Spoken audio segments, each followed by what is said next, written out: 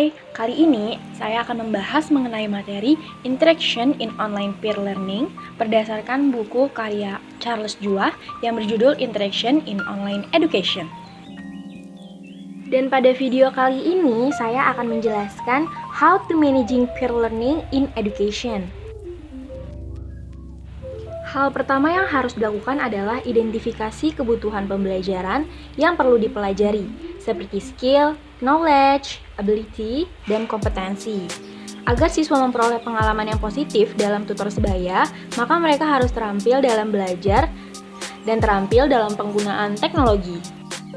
Yang kedua adalah membentuk kelompok dan sosialisasi yang tepat. Dalam membentuk kelompok, jumlah peserta didik harus dibatasi. Jangan terlalu sedikit karena interaksi akan terbatas, dan jangan terlalu banyak karena akan menyebabkan kekacauan karena terlalu banyak interaksi. Selanjutnya adalah materi atau kontekstual. Pembelajaran harus dipahami dengan baik oleh peserta didik, oleh sebab itu harus menyediakan sumber daya yang penting seperti fasilitas, teknologi, dan scaffolding yang dapat membantu pembelajaran agar lebih bermakna. Selanjutnya adalah interaksi. Agar tutor sebaya dapat efektif dalam lingkungan, maka penting untuk melibatkan kehadiran kognitif, yaitu sejauh mana peserta dalam komunitas terlibat dalam dialog berkelanjutan yang memungkinkan mereka dalam membangun makna.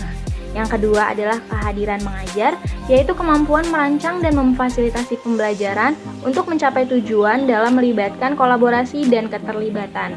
Yang ketiga adalah sosial, di mana individu mempublikasi konten, individualitas, dan identitas mereka secara online. Untuk interaksi peer learning agar lebih berkualitas, maka perlu adanya pencapaian pengetahuan, pengembangan keterampilan, berbagai nilai dan praktek, dan mendorong keberagaman secara sosial. Selanjutnya adalah sustaining the process. Strategi yang cocok dalam tutor sebaya harus melibatkan kegiatan tanya-jawab, pemberian informasi, diskusi yang menantang untuk berpikir kritis, memberi dorongan, serta refleksi. Selain itu, nilai juga penting dalam memotivasi dan mempertahankan pembelajaran. Penilaian harus bersifat kolaboratif dan juga interaktif. Yang terakhir, dari bagaimana memanage peer learning adalah teknologi. Teknologi baru harus mendukung pembelajaran tutor sebaya dan kolaboratif. Teknologi yang memungkinkan penggunaan ide, representasi teks, visual yang dinamis, audio, simulasi, grafik, dan lain-lain. Oke, itu semua adalah hal-hal yang perlu dilakukan dalam memanage tutor sebaya agar kegiatannya lebih berkualitas dan efektif.